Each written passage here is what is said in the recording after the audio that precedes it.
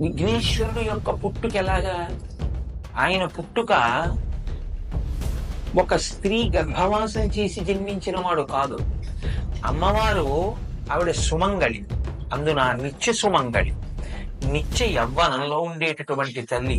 అటువంటి తల్లి కనుక ఎప్పుడూ పసుపు రాసుకుని ఉంటుంది ఆవిడ. ఎప్పుడూ పసుపు రాసుకుని ఉండేటటువంటి అమ్మవారు ఒకానొక రోజున తన ఒంటి మీద ఉన్న పసుపు నలిచింది. నలిచి ముద్ద చేసి ప్రాణప్రతిష్ఠ చేసింది. ఇప్పుడు విఘ్నేశ్వరుడు యొక్క మొదటి స్వరూపం నరవినాయకుడు. అంటే నరుడు ఎలా ఉంటాడో అలాగే పుట్టారు ఆయన. మరి గజముఖం ఎక్కడి నుంచి వచ్చింది? పరమశివుడు నరముఖాన్ని తొలగించాడు, గజముఖాన్ని పెట్టాడు. మనకి వినాయక వ్రత కల్పన కథలో ఏం చెప్తారంటే, ఏదో పరమేశ్వరుడు ఎక్కడికో వెళ్ళాడు, ఇంటికి వచ్చాడు, పార్వతీదేవి లోపల బయట కాపుగా పెట్టింది, నువ్వెవరివన్నాడు, నేను కాపలా ఉన్నాను లోపలికి వెళ్ళొద్దని ఆయన అన్నాడు, వీళ్ళిద్దరికి దెబ్బలాట వచ్చింది, యుద్ధం జరిగి త్రిశూలంతో తలకై తీసేశాడు అంటారు. పార్వతీదేవి ఏడిచింది, అందుకని తీసుకొచ్చి గజముఖాన్ని పెట్టాడు. అలాగ కథల్ని మీరు అలాగే చెప్పేస్తే పిల్లలకి వాళ్ళకి ఏమవుతుందంటే ఏదో భక్తికి నమస్కారం చేస్తారు కానీ వాళ్ళకి అనుమానం ఉండదు.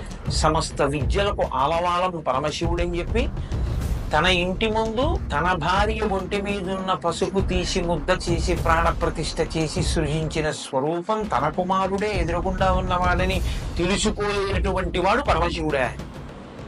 దెబ్బలాట పెట్టుకుని పిల్లాడి తలకై తీసేస్తాడా? ఏమిటండి కథ? అది కాదు దాని అర్థం. కొంచెం జాగ్రత్తగా మీరు అర్థం చేసుకోవాలి. గజాసురుడు అన్న రాక్షసుడు లోకాలన్నిటినీ బాధ పెడుతున్నాడు.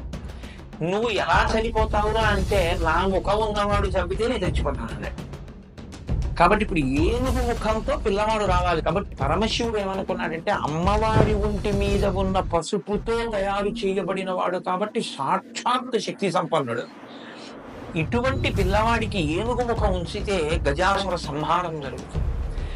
అందుకని ఆయన ఆ తలకాయని తొలగించి ఉత్తరాభిముఖంగా అమంగళకరంగా తల పెట్టుకుని నిద్రపోతున్న ఏనుగు ఎక్కడైనా ఉంటే దాని తల తెంచి తీసుకురామన్నాడు.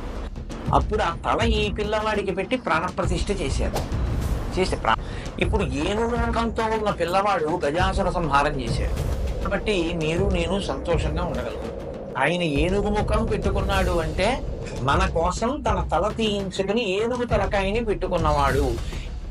ఏ ముఖము ప్రేమని కలిగి ఉంటుందో, ఏ ముఖము ప్రసన్నమై ఉంటుందో, ఏ ముఖము సంతోషముతో ఉంటుందో దానికి సుముఖం అని పేరు. ప్రేమ కలిగినటువంటి ముఖం ఉన్నవాడు మనందరి పట్ల ప్రేమతో ఉంటాడు, సంతోషంతో ఉంటాడు. సంతోషం ఎందుకు ఉంటుంది? ఆయన పూర్ణుడు కనుక ఆయన పొందవలసింది ఏం లేదు, ఆయన అన్నీ పొంది ఉన్నవాడు. అందుకని ఆయన నిత్య సంతోషం, ఎప్పుడూ సంతోషంగా ఉంటాడు.